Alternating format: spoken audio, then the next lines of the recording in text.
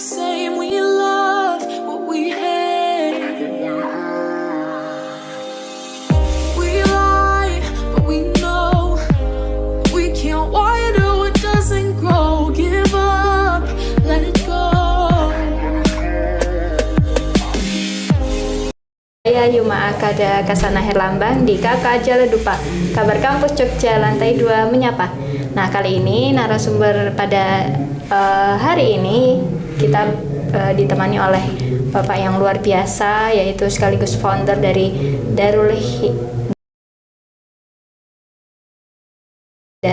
Hanifah Darul Hidayah, yaitu Bapak Raisuddin SPDI. Selamat datang Bapak di Stayan Podcast. Bagaimana Pak rasanya? Alhamdulillah. Tadi sudah selesai kita bincang-bincang sama teman-teman dulu. Tadi habis kegiatan apa Pak? Ini kita ngisi pelatihan di Stayo untuk pengenalan standar bacaan Al-Quran dan juga mengenalkan Hanifah. Oh iya, nah Bapak ini di Hanifah itu sebagai apa? Kita itu kalau di Hanifah itu sebagai penyusun sebenarnya, penyusun metode Hanifah. Jadi kita berangkatnya itu dari kegelisahan bahwa pembelajaran Al-Quran itu perlu ditingkatkan kualitasnya, sehingga kemudian kita buatkan buku namanya yang kemudian kita sebut sebagai metode Hanifah. Apa? Metode Hanifah. Metodenya itu Hanifah. Kalau saya sering bercerita, Hanifah itu diambil dari ayat Al-Quran yang bunyinya itu a'udzubillahi minasyaitonirrajim tsumma auhayna ilaika anittabi' millata ibrahima hanifa. Dari situ. Nah, untuk menaungi metode kemudian kita dirikan lembaganya yang kemudian kita sebut sebagai Hanifah Darul Hidayah. Kalau diterjemah secara sederhana, Hanifah itu berarti jalan yang lurus untuk apa? Untuk sampai kepada Darul Hidayah, mendapatkan hidayah dari Allah. Gitu. Pinginnya begitu, Mbak. Ya. Cita-citanya. Oh ya, berarti di sini mengajarkan apa aja itu Pak di Al-Quran itu, maksudnya terjemahnya atau? Kalau saat ini kita masih fokus untuk tahsinul Quran. Tahsin Al-Quran. Kita punya 3 produk.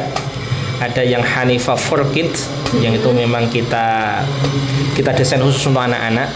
Umur berapa itu? Itu umur 4 lah, 3,5-4 tahun itu sudah mulai.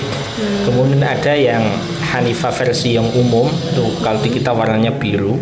Itu memang segmentasinya untuk anak-anak SD, SMP, warna SMA. biru itu maksudnya apa itu? Itu memang untuk dewasa. Maksudnya seragam atau apa warna biru maksudnya? Warna biru itu covernya. Oh, cover bukunya. Ya. Itu termasuk juga untuk mahasiswa kita pakai yang itu. Umum itu yang biru itu.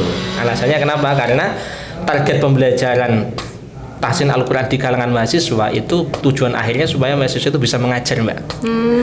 Mengajarkan Al-Quran, mengajarkan Hanifah itu. Jadi setelah mereka kita bimbing, kita perbaiki bacaan Al-Qurannya, harapannya mereka itu punya kemampuan untuk mengajarkan Al-Quran. Terus ada lagi yang Hanifah tapi yang Birosmil Usmani. Jadi model penulisannya itu kayak model-model Al-Quran terbitan Timur Tengah. Berarti itu semuanya Arab atau itu Indonesia?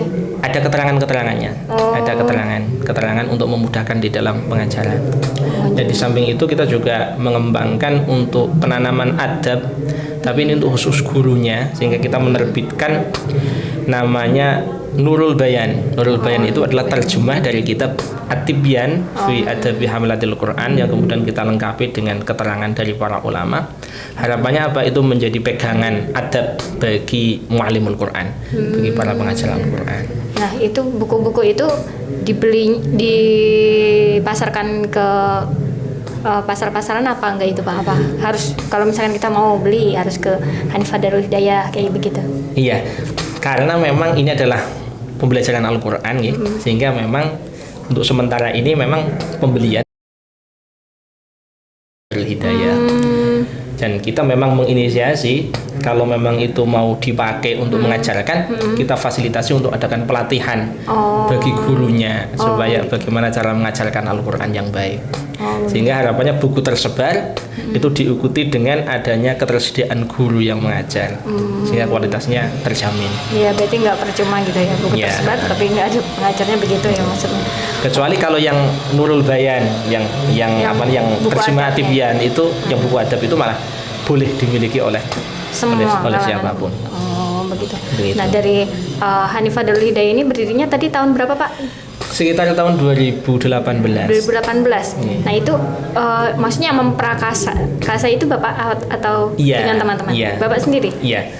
Jadi saya itu termasuk yang memang mungkin secara jalur kehidupan agak linier, Mbak. Jadi linier di dalam pembelajaran Al-Qur'an. Jadi sejak saya mahasiswa memang sudah terbiasa dengan pembelajaran Al-Qur'an. Mohon maaf, Pak, mahasiswa jurusan? Saya jurusan pendidikan bahasa Arab. Bahasa Arab. Nah, ya itu. Saya jurusan pendidikan bahasa Arab di UIN. Di UIN. Sunan Kalijogo itu lulusan tahun 2009. 2009. Okay. Dalam. Sejak kecil memang saya sudah terbiasa dengan pembelajaran Al-Qur'an, karena memang kebetulan bapak saya juga mengajarkan Al-Qur'an kepada tetangga sampai sekarang. Kemudian ketika saya mahasiswa juga ikut lembaga yang memang istilahnya kayak ngeles loh, Mbak. Ngaji anak-anak di samping di masyarakat tempat saya tinggal. Nah, selama jadi mahasiswa itu?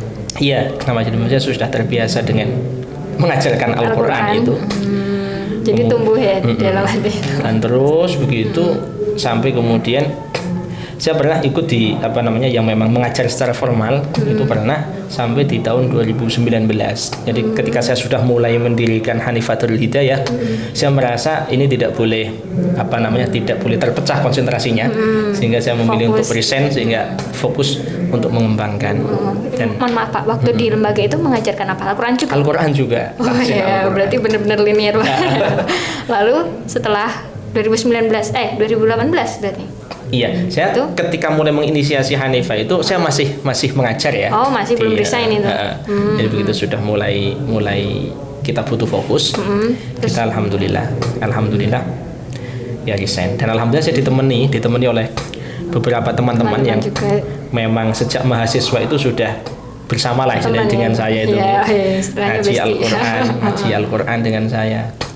Itu ketika mereka sudah menikah pun masih di situ, masih di sekitar situ, sehingga kita bisa mengembangkan. Sehingga Hanifah Darul Hidayah itu memang kalau dari segi kemurusan, Mbak, itu adalah teman-temanan, ibaratnya ya teman-teman yang dulu ngaji dengan saya itu.